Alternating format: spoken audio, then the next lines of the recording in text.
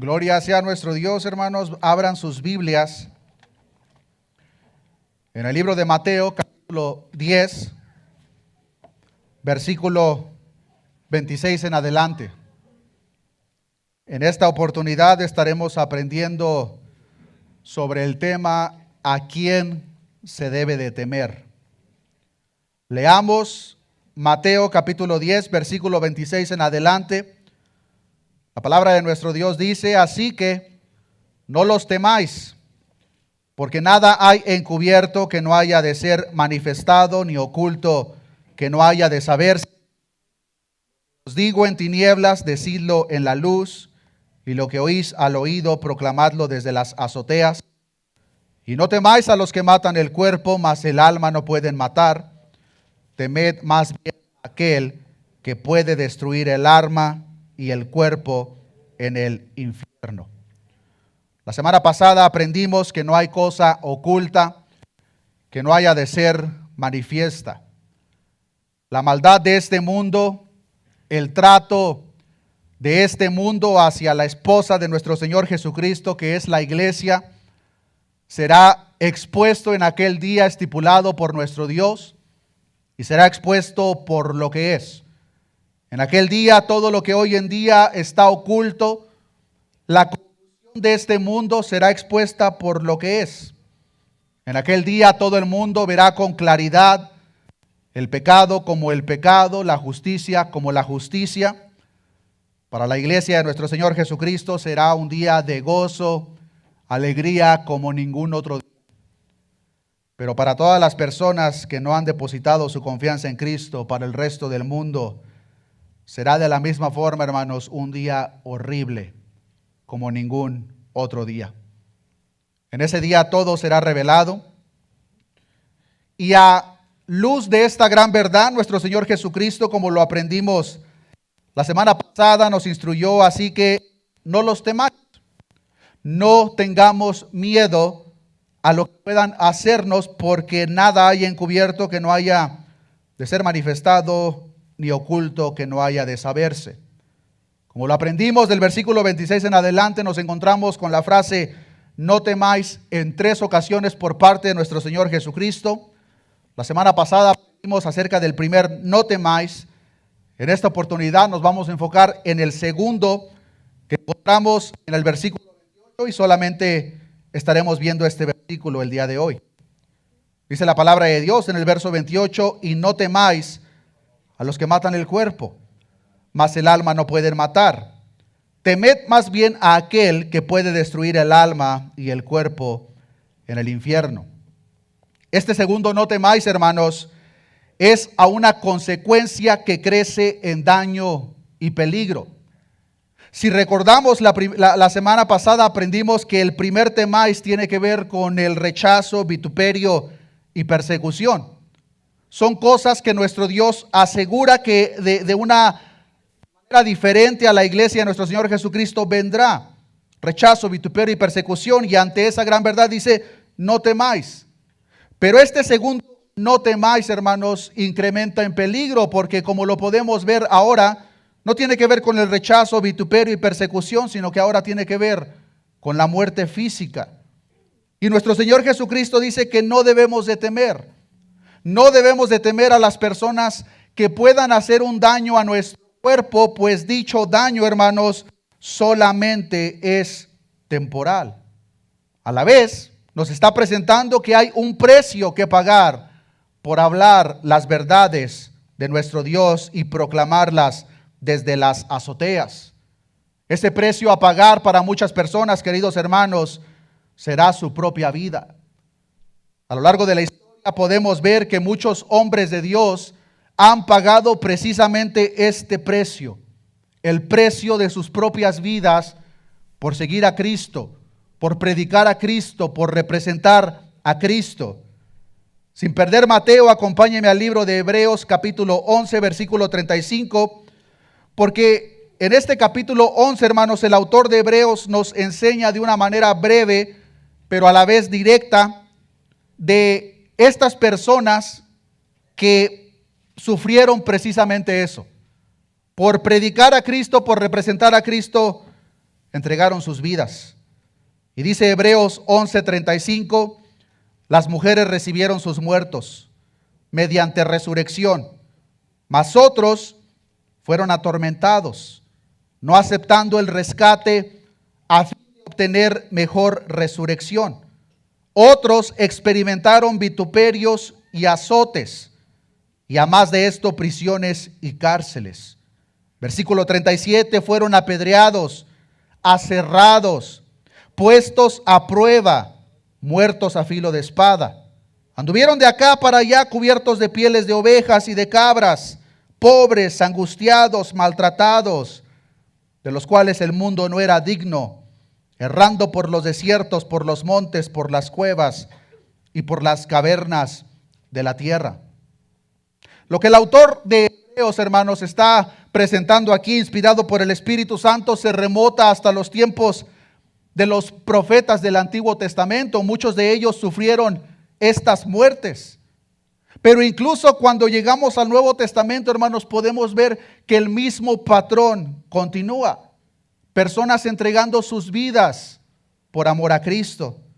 El apóstol Pablo fue advertido en una ocasión por un profeta de lo que le iba a suceder si él iba a predicar a Jerusalén. Y quiero mostrarle estos, hermanos, porque el apóstol Pablo entendió un principio que espero que cada uno de nosotros entendamos en esta oportunidad. En Hechos capítulo 21, versículo 10, el apóstol Pablo es advertido lo siguiente. Dice el versículo 10, y permaneciendo nosotros ahí unos días, descendió de Judea un profeta llamado Agabo, quien viniendo a vernos, tomó el cinto de Pablo y atándose los pies y las manos, dijo, esto dice el Espíritu Santo. Este profeta toma el cinto de Pablo, ata sus pies y manos y le dice, esto dice el Espíritu Santo. Así atarán los judíos en Jerusalén al varón de quien es este cinto, es decir, Pablo, y le entregarán en manos de los gentiles. Al oír esto le rogamos nosotros y los de aquel lugar que no subiese a Jerusalén. Viene este profeta y le dice a Pablo, Pablo, de quien sea este cinturón, tal como me ves, así va a pasar al que es dueño, Pablo. En otras palabras, si tú vas a predicar a Jerusalén, esto te va a pasar. Los compañeros de Pablo podemos ver que en el versículo 12, al escuchar eso, le comenzaron a rogar a Pablo, Pablo, por favor, no vayas a Jerusalén. Pablo, por favor, quédate aquí, porque si tú vas a Jerusalén, esto te va a pasar. Una persona podría decir, bueno, a la advertencia de Pablo, lo que le están diciendo, Pablo hizo caso y se mantuvo quieto. Pero eso no fue lo que pasó. Verso 13, entonces Pablo respondió, ¿qué hacéis llorando y quebrantándome el corazón? Porque yo estoy dispuesto no solo a ser atado, mas aún, ¿a qué? Estoy dispuesto a morir en Jerusalén por el nombre del Señor Jesús. Y como no le pudimos persuadir, desistimos diciendo, hágase la voluntad del Señor. Años después, podemos ver en la segunda carta que escribe el apóstol Pablo a Timoteo que se despide. Le dice a Timoteo, Timoteo, el tiempo de mi partida ha llegado. ¿Cómo murió el apóstol Pablo? Decapitado a mando del emperador Nerón. No solamente Pablo, Pedro fue crucificado. Cada uno de los apóstoles de nuestro Señor Jesucristo, salvo a Juan, fueron mártires por el nombre de nuestro Señor Jesucristo. Esteban fue apedreado a muerte. Al mando de Nerón y Domiciano, hermanos, miles de cristianos perdieron sus vidas por seguir a Cristo.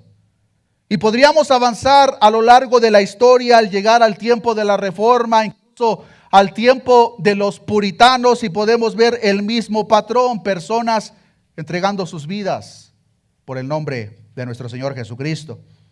En el tiempo actual, hermanos, en partes no muy remotas del mundo, hay personas perdiendo sus vidas por causa del Evangelio. Y este patrón, hermanos, va a continuar hasta que Cristo venga por su iglesia. Hasta que Cristo venga por su iglesia, personas en diferentes partes del mundo entregarán sus vidas por amor a nuestro Señor Jesucristo. Ante esta verdad entra el segundo, no temáis. no temáis a los que matan el cuerpo.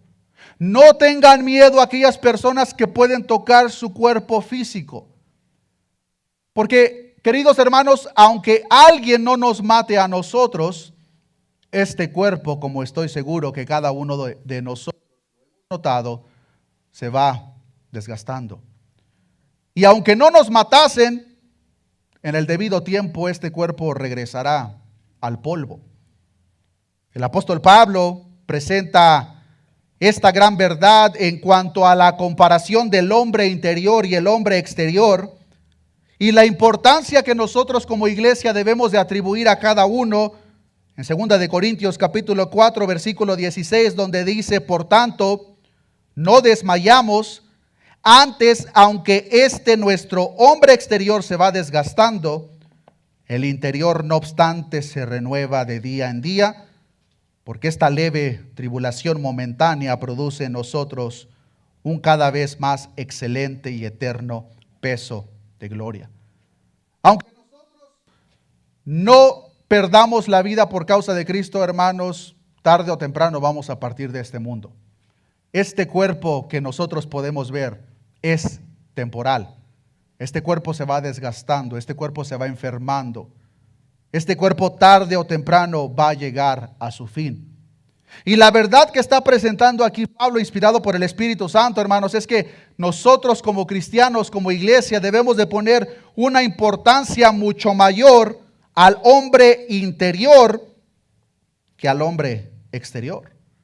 No significa que vamos a descuidar nuestro cuerpo, pues la palabra de Dios nos enseña que lo cuidemos, pues es el cuerpo, el templo del Espíritu Santo, pero el cuidado y la importancia que nosotros le damos a este cuerpo no puede ser mayor que el cuidado que le damos a nuestro ser interior. Porque el ser interior, hermanos, el cual el ojo no puede ver, es en esencia lo que verdaderamente somos. Este cuerpo, hermanos, no es más que un cascarón para una verdad oculta dentro de cada uno de nosotros.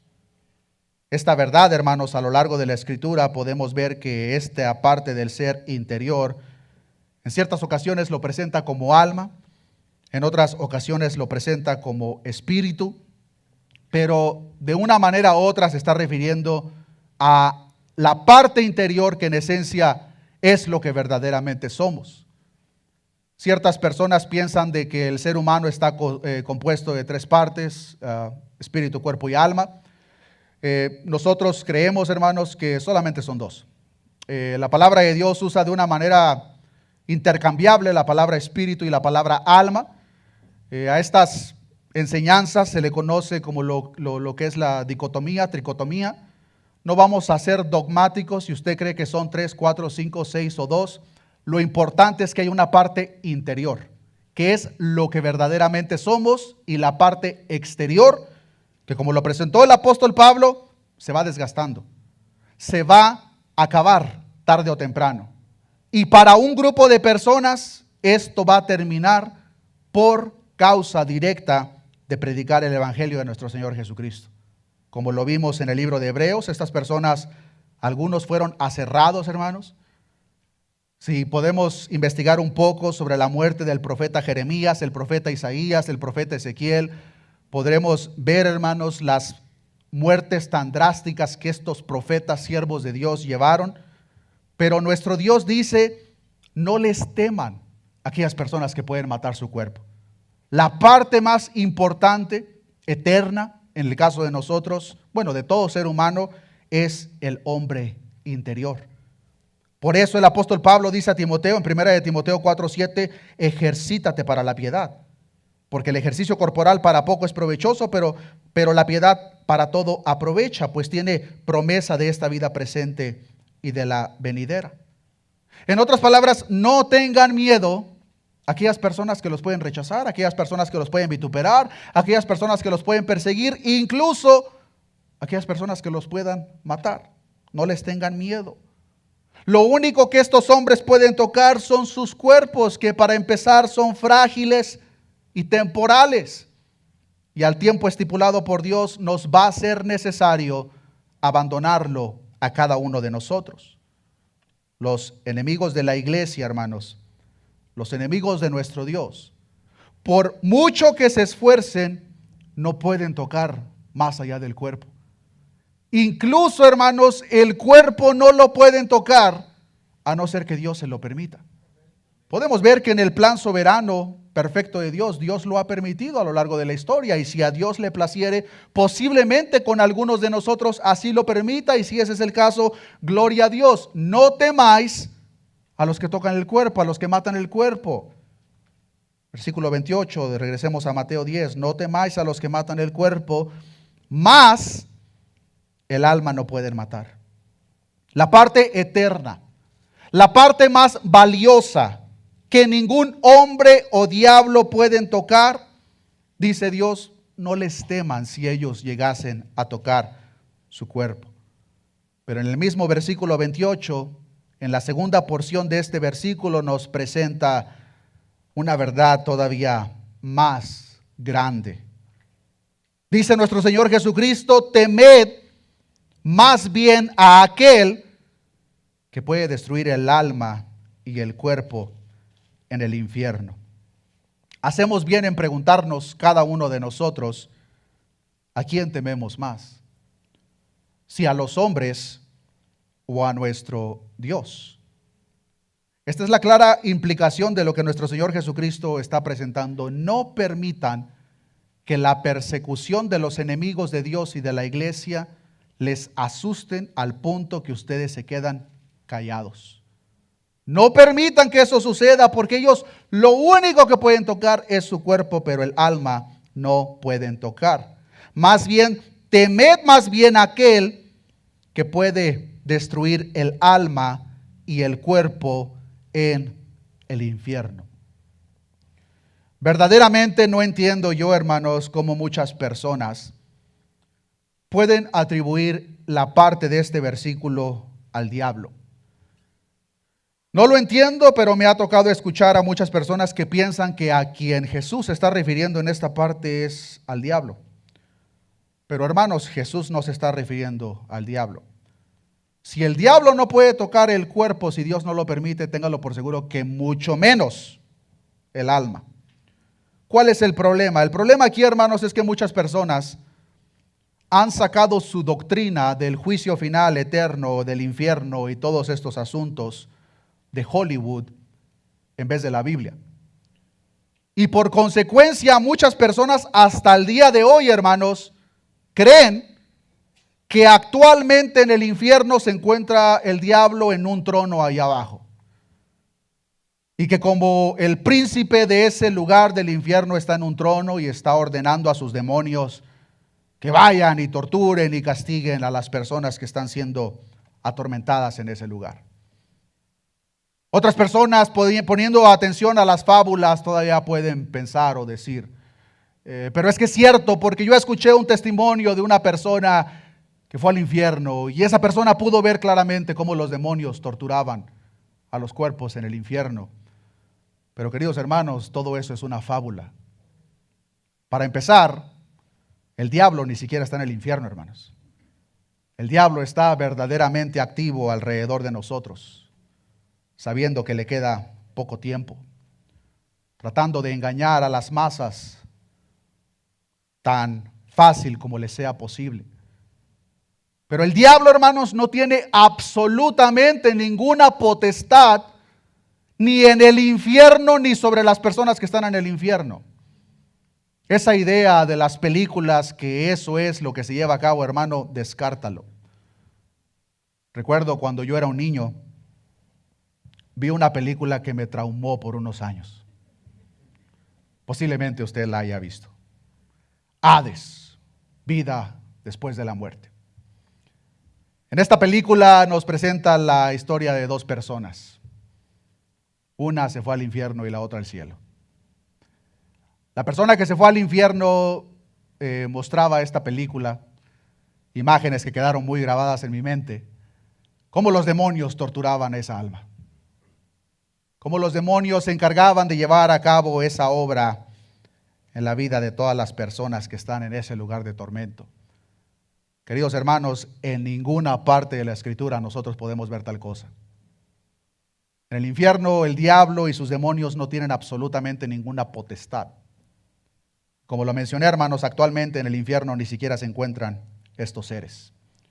Están alrededor de nosotros, engañando a cuantas personas más les sea posible. La palabra que presenta nuestro Señor Jesucristo de temer, hermanos, es importante que entendamos que tiene dos connotaciones dependiendo de quién es la audiencia. Para los hijos de Dios, la palabra temer que podemos ver en el contexto general a lo largo de la Escritura no tiene que ver con un temor de miedo o terror, sino más bien con venerar o respetar. Esta verdad es debido, hermanos, a que gracias a lo que hizo nuestro Señor Jesucristo en la cruz del Calvario, cada uno de sus hijos jamás visitarán ese lugar de tormento. La palabra de Dios nos enseña en Romanos 8:1, ahora pues ninguna condenación hay para los que están en Cristo Jesús. Gracias a que hemos sido redimidos por la sangre del Cordero, gracias a que hemos sido reconciliados por su sangre, justificados, jamás visitaremos ese lugar de tormento. Pero la segunda aplicación de esta palabra, que tiene que ver con aquellas personas que no son sus hijos, no es el sentido de temor en cuanto a respeto y veneración. El temor de estas personas es un temor de horror. Y cuando ponemos en una escala, hermanos, el daño que los hombres nos puedan hacer en nuestro cuerpo y el daño que Dios, no el diablo, no los demonios, Dios hará con las personas en ese lugar de tormento, hermanos, no hay ni la más mínima comparación. Y ante esa gran verdad, nos dice, no temáis. No temáis a los que matan el cuerpo, mas el alma no pueden matar. Temed más bien a aquel que puede destruir el alma y el cuerpo en el infierno. Ahora es importante que veamos de una manera detallada la aplicación de la palabra destruir usada en este contexto, hermanos, porque lamentablemente mucha gente puede ver esa palabra en este contexto para soportar la herejía del aniquilacionismo. ¿Y cuál es esa creencia? La creencia, hermanos, es de que los incrédulos no experimentarán el sufrimiento eterno, sino que sus almas, al momento que caen en el infierno, serán aniquiladas, serán destruidas por completo. Pero eso no es lo que la palabra de Dios nos enseña. Para empezar, hermanos, para entender dicho punto debemos de ver de una manera general todo lo que la palabra de Dios nos enseña en cuanto a este lugar de tormento. Y cuando nosotros hacemos eso, nos damos cuenta, hermanos, de que ese lugar de tormento no tendrá fin para las personas que están ahí.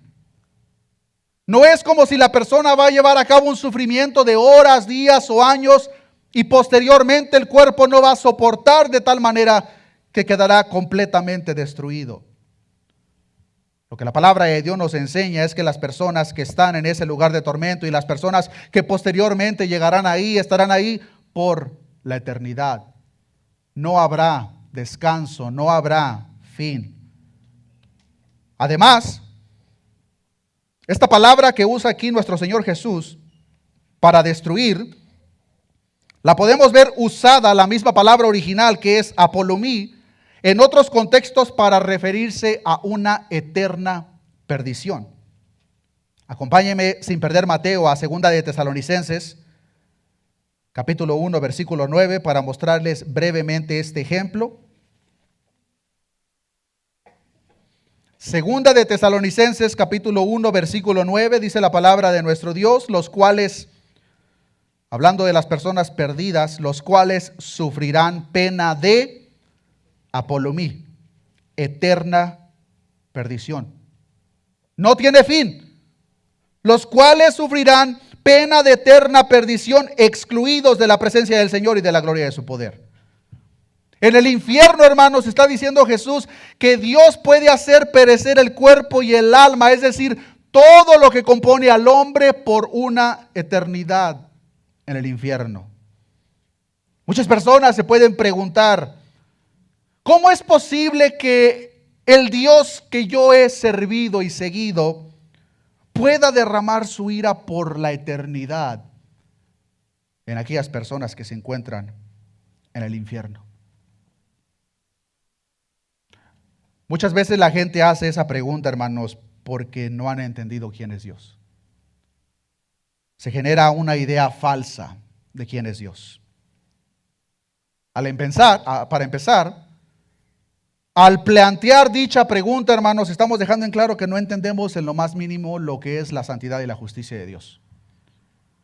Y al no entender la santidad y justicia de Dios, va a formular o va a generar este tipo de preguntas. ¿Cómo es posible que Dios por una eternidad pueda derramar su ira sobre las personas que están en ese lugar de tormento? Otros pueden incluso decir, no, ese no es mi Dios. Mi Dios es amor. Queridos hermanos, el Dios de la Biblia es amor, pero también es fuego consumidor.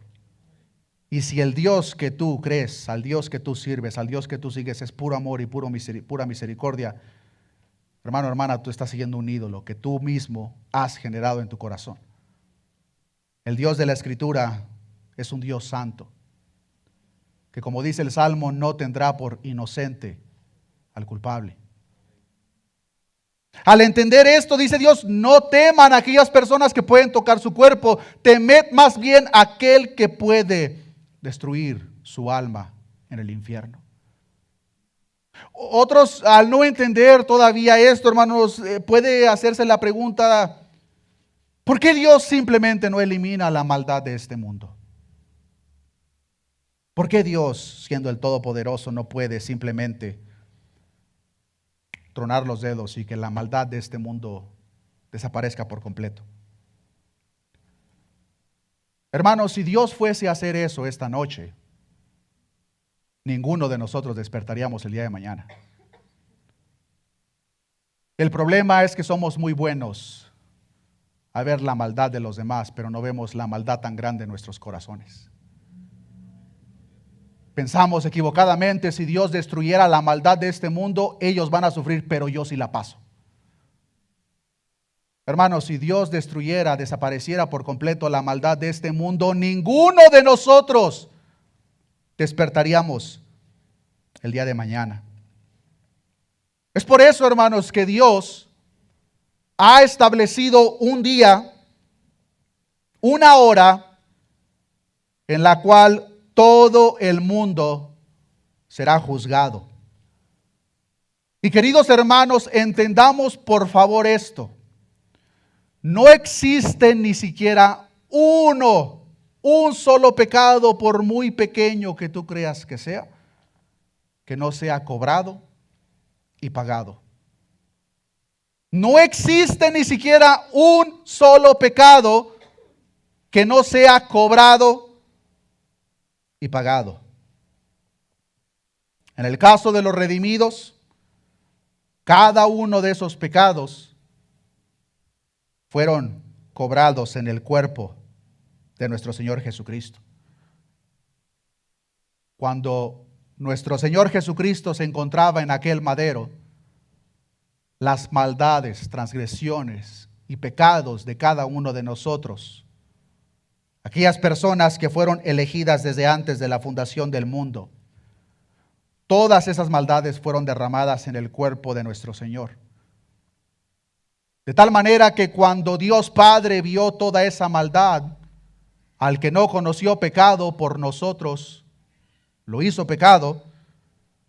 Cuando toda esa maldad se encontraba en el cuerpo de nuestro Señor Jesucristo, Dios Padre derramó toda su ira sobre su Hijo.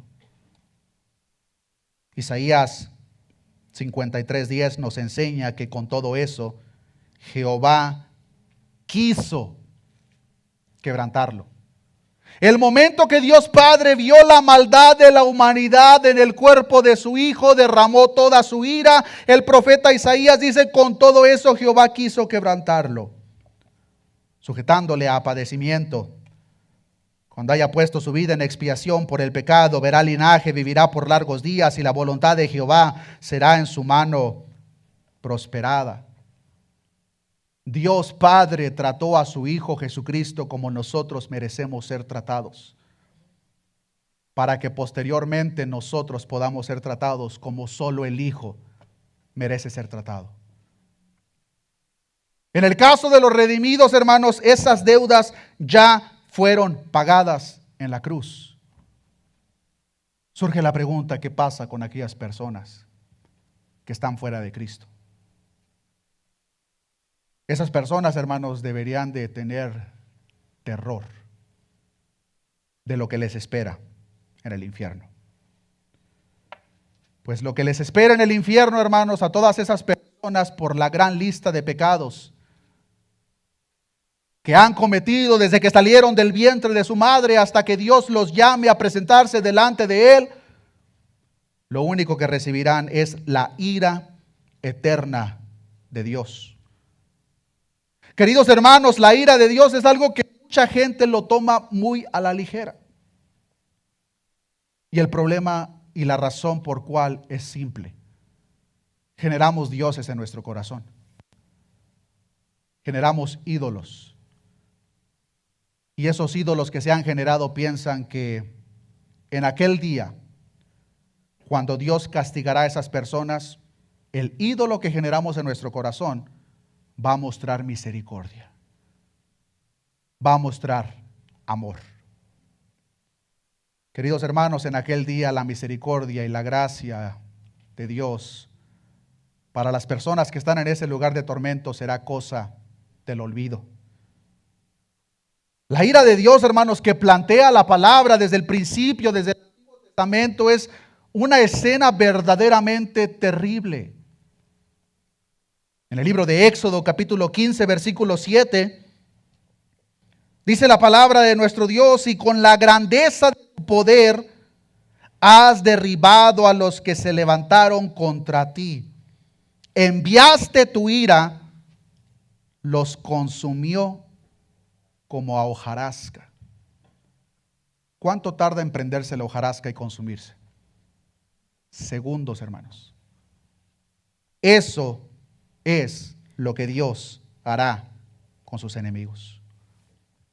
Queridos hermanos, no hay falta de poder en Dios para arrojar a las personas al infierno. No hay falta de justicia en Dios.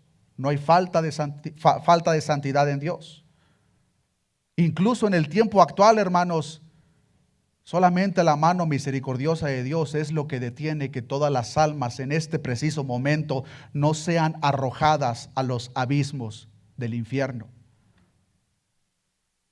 Mientras haya vida, haya esperanza. Pero cada una de esas personas llegará el día en el cual se presentarán delante de Dios para ser juzgados.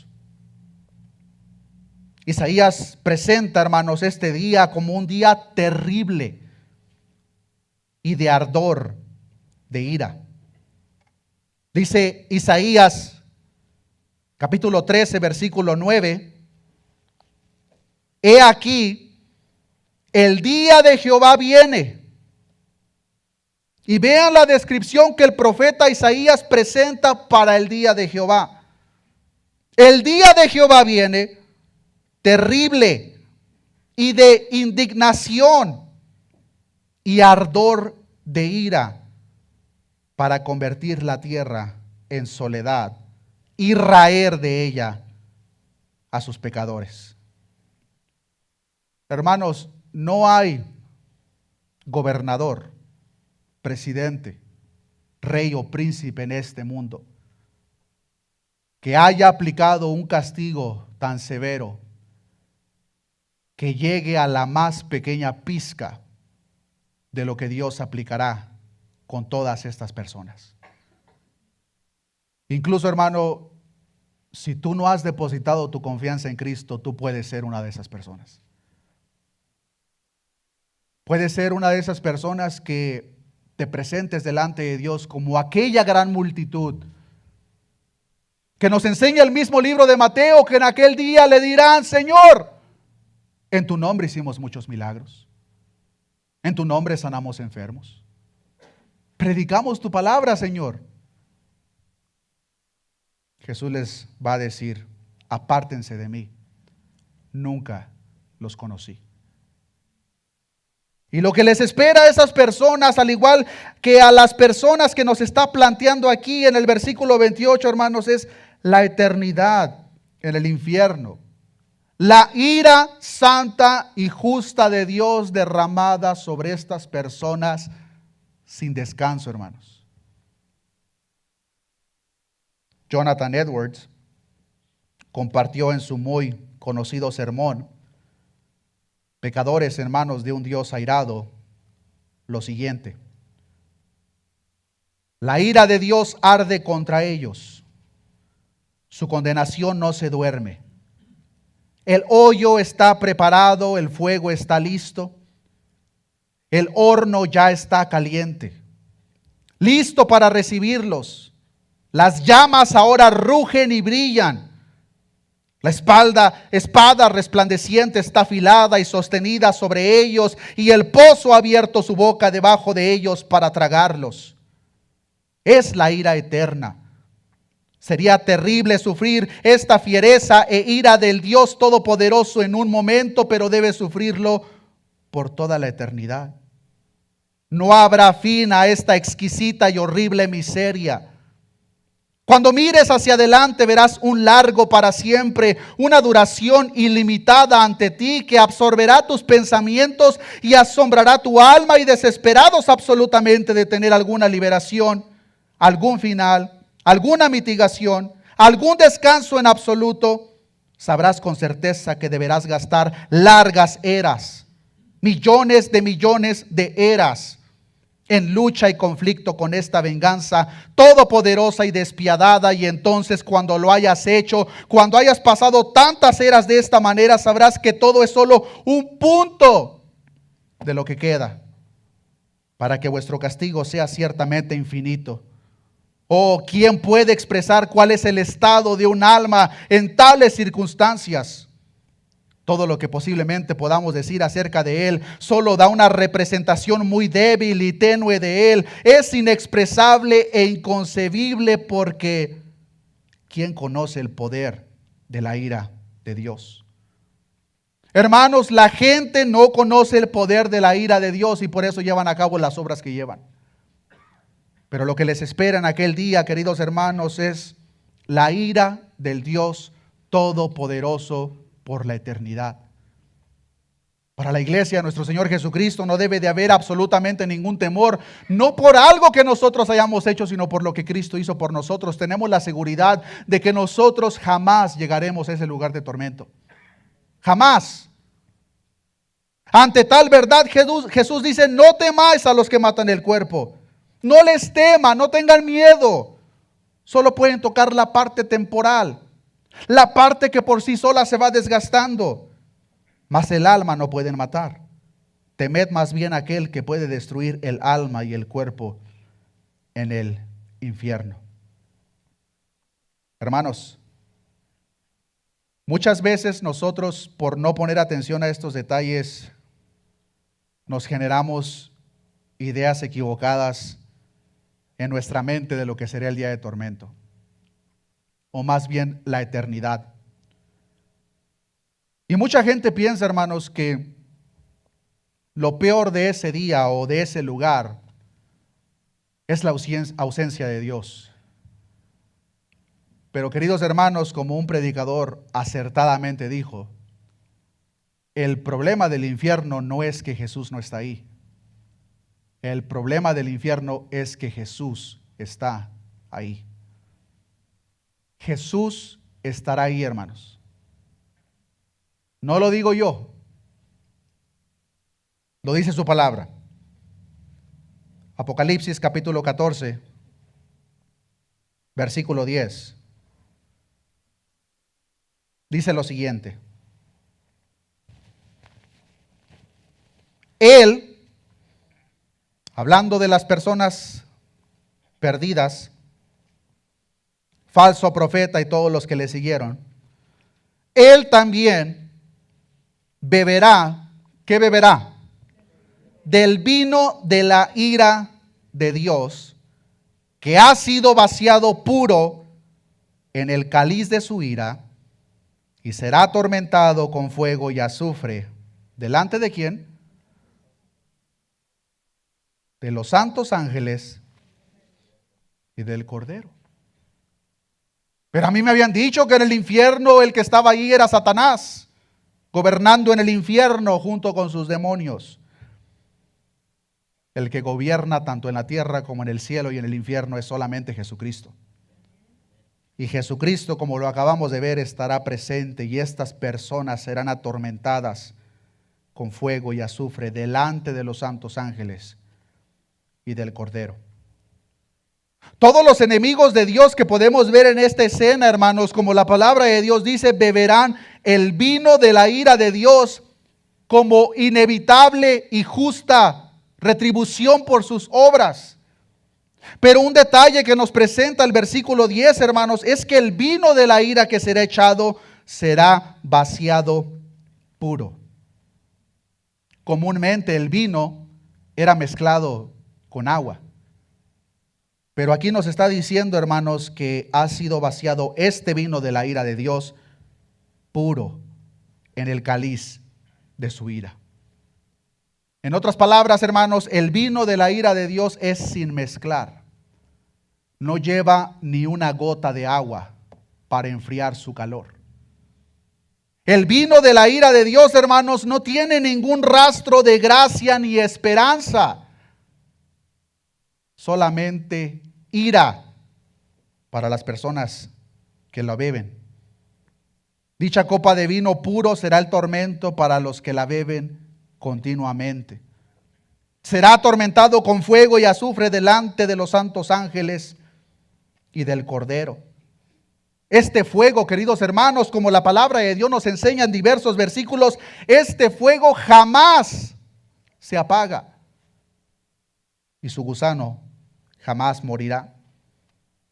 Isaías 66:24 dice: y saldrán y verán los cadáveres de los hombres que se rebelaron contra mí, porque su gusano jamás morirá, ni su fuego se apagará, y serán abominables a todo hombre.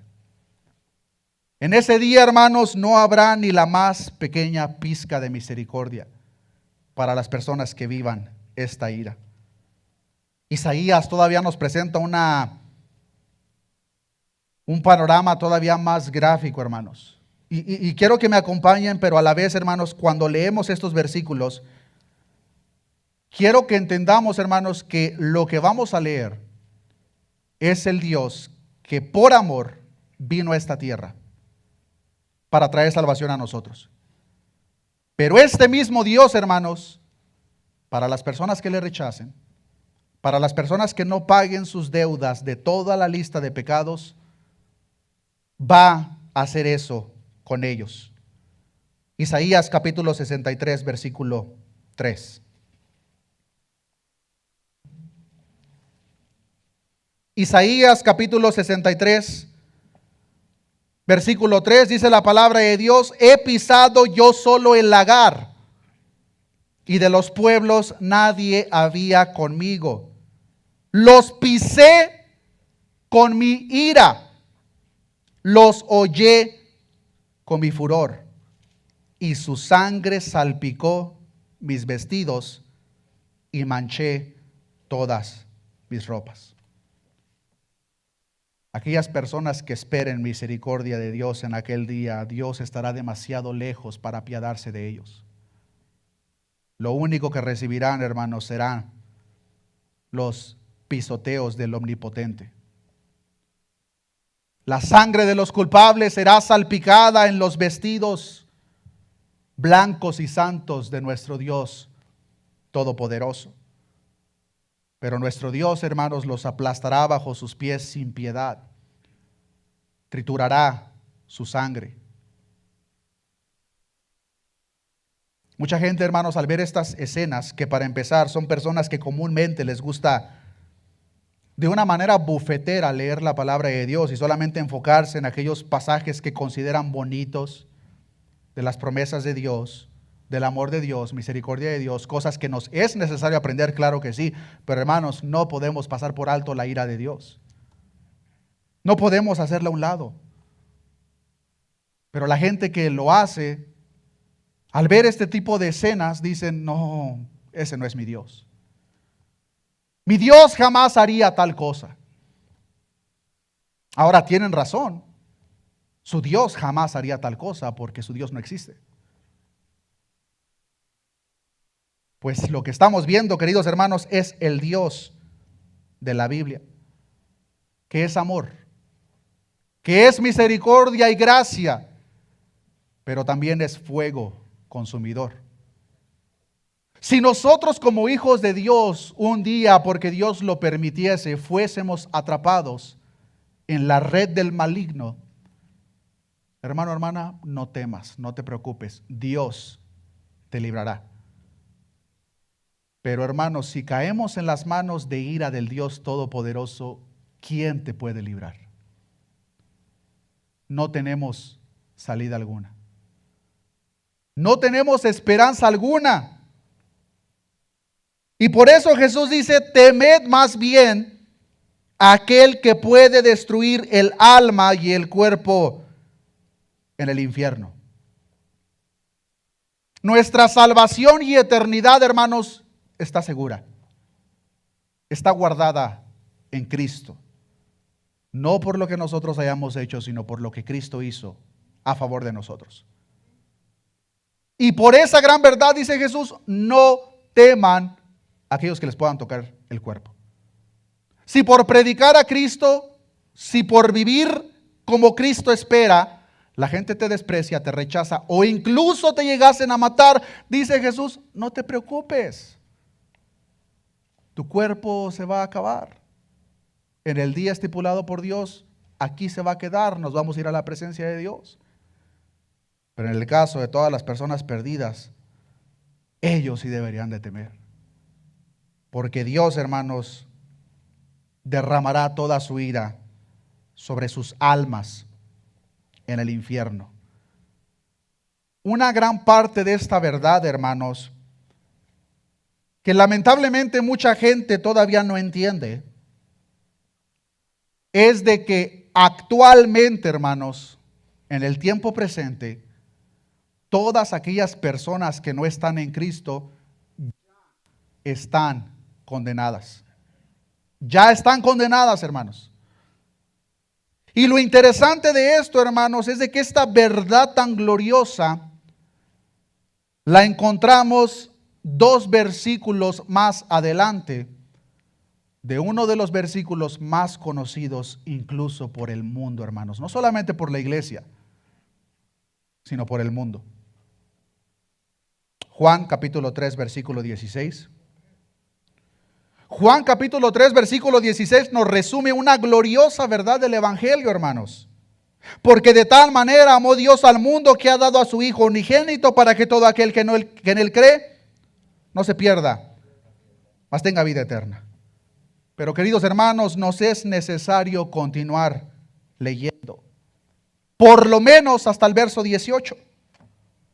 Dice el versículo 17, porque no envió Dios a su Hijo al mundo para condenar al mundo, sino para que el mundo sea salvo por él.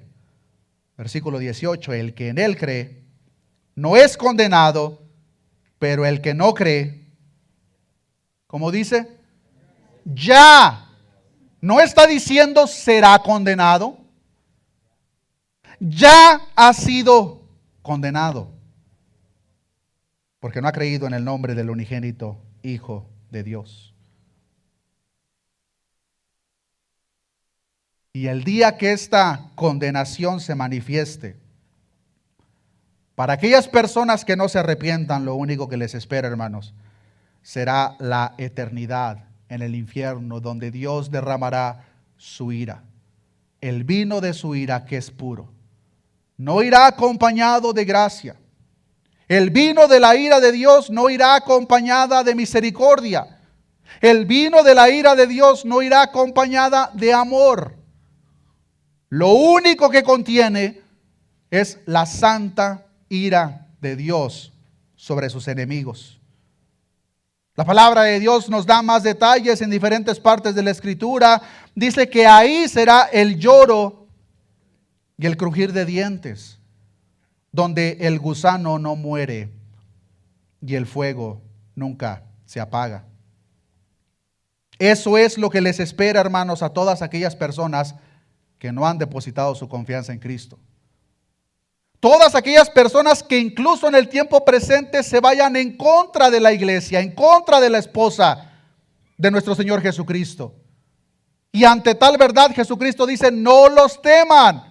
Aquellos que les tocan el cuerpo, aquellos que los puedan matar, no los teman. Sus cuerpos son frágiles y tarde o temprano se van a destruir, incluso por sí solos. Teman más bien aquel que puede destruir su alma y cuerpo en el infierno.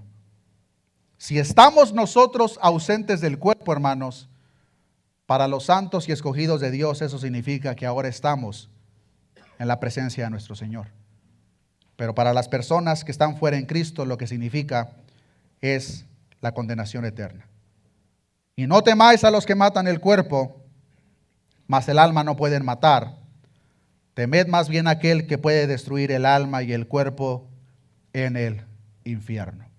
Oremos a nuestro Dios. Padre, gracias te damos en esta oportunidad por tu palabra, Señor. Tu palabra nos muestra tu voluntad perfecta, Señor. El plan de redención que tú has llevado a cabo para traer salvación a tu pueblo. Un pueblo rebelde, un pueblo pecador, un pueblo transgresor, sin haber nada de valor en nosotros, tú depositaste tu mirada en nosotros, Señor. El regalo de tu Hijo Jesucristo en la cruz del Calvario nos ha otorgado la vida eterna. El momento que nuestro Señor y Salvador se encontró en aquel madero y cada uno, hasta el último de nuestros pecados, fueron derramados sobre su cuerpo, tú, Dios Padre, derramaste toda tu ira sobre tu Hijo, dándole el pago y el trato que nosotros, los únicos culpables, merecemos. Pero lo has hecho, Señor, para que a través del sacrificio de tu Hijo nosotros podamos ser reconciliados. Trataste a tu Hijo como nosotros merecemos ser tratados y ahora hoy nos ves, Señor, como a uno de tus hijos, gracias a Jesucristo. Gracias te damos por ese grandioso y magnífico sacrificio. Entendemos, Señor, que por hablar las verdades de tu evangelio seremos perseguidos, vituperados, rechazados. Y en las personas que tú hayas determinado en tu perfecta soberanía, incluso perderán su vida por causa de tu testimonio. Tú nos dices, Señor, ante esta gran verdad, no temáis. No teman aquellos que pueden matar el cuerpo. Más bien temed a aquel que puede destruir su cuerpo y alma en el infierno.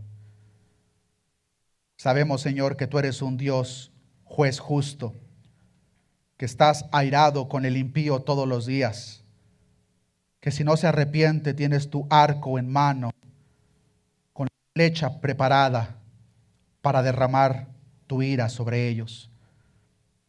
Tu profeta Isaías presentaba ese día de la ira como un día terrible, Señor. En el día de Jehová, tu iglesia, tu cuerpo, tu pueblo, se regocijará, Señor. Se regocijará, pues nos encontraremos por la eternidad finalmente contigo. Pero para todos aquellos que han rechazado a tu Hijo Jesucristo, lo único que les espera es el vino de la ira puro, fuera de misericordia, fuera de compasión, fuera de gracia. Nosotros entendemos, Señor, que nosotros merecemos eso también, pero gracias a Jesucristo, hoy en día somos salvos. Ayúdanos, Señor, a vivir de una manera que realmente te honre, pero de la misma forma, advertir a aquellas personas que nos rodean. Pues si no se arrepienten, si no depositan su confianza en tu Hijo Jesucristo, cada paso que toman los acerca más al infierno. Ahí será el lloro y el crujir de dientes, donde el fuego nunca se apaga y su gusano jamás morirá. Gracias por habernos rescatado a cada uno de nosotros y por eso te damos gracias. Alabamos y glorificamos tu santo nombre porque solamente tú, Señor, solamente tú eres santo, solamente tú eres justo. Y en el día estipulado por ti desde antes de la fundación de este mundo, todo será expuesto por lo que es. Gracias te damos, todo esto te lo he pedido en el nombre de Jesús. Amén y amén. Dios les bendiga, hermanos.